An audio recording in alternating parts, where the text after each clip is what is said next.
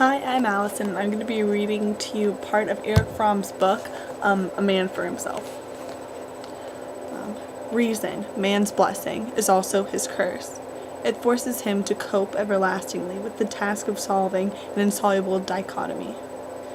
Human existence is different in this respect from that of all other organisms.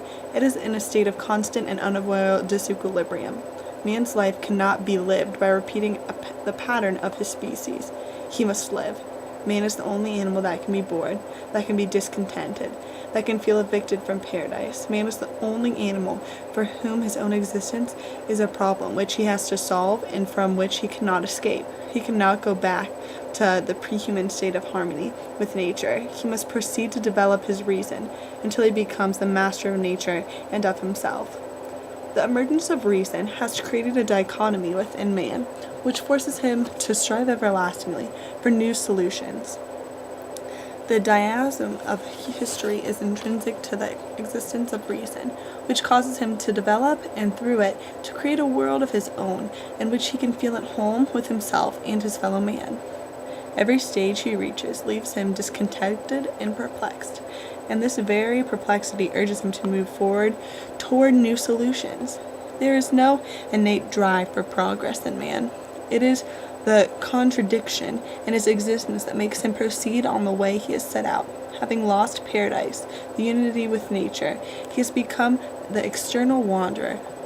He is impelled to go forward, and with everlasting effort to make the unknown known by filling in the answers to the blank spaces of his knowledge. He must give account to himself, and of the meaning of his existence. He is driven to overcome this inner split, tormented by the craving for absoluteness, for another kind of harmony, which can lift the curse by which he was separated from nature, from his fellow man, and from himself. The split in man's nature leads to dichotomies, which I call existential, because they are rooted in the very existence of man. They are contradictions which man cannot annul, but to which man can react in various ways, relative to his character and his culture.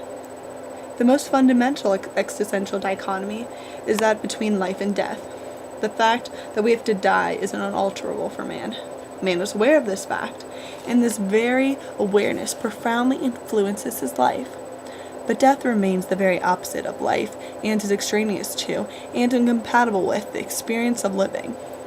All knowledge about death does not alter the fact that death is not meaningful, part of life, and that there's nothing for us to do but to accept the fact of death. Hence, as far as our life is concerned, defeat. All that man has will he give for his life, and the wise man, as Spinoza says, thinks not of death, but of life. Man has tried to negate this dichotomy by ideologies, e.g., the concept of Christian immortality, which by postulating the immortal soul denies the tragic fate that man's life ends with death. So I think it makes sense that people come up with all of these different ideologies for what happens after death, because death is a really scary thing, and it's something that no one can escape. It's something that every human has to go through and has to face at some point in their life. They have to come to this realization that they are going to die, and dealing with the reality that their life is going to end, and that the way that things are like this, that things don't last forever, is really difficult. And it's a way of coming up with these different ideologies with the different religions and things that they tell you, like what happens after death, are just ways to kind of numb yourself to reality. And I think that's okay for some people. If they don't want to think about it, maybe that's the answer for them. Maybe that's the good thing for them to do. But the problem with these ideologies is that it's just that they're ideologies and that they can't be tested.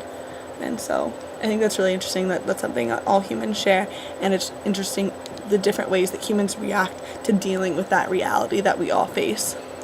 So thanks for listening.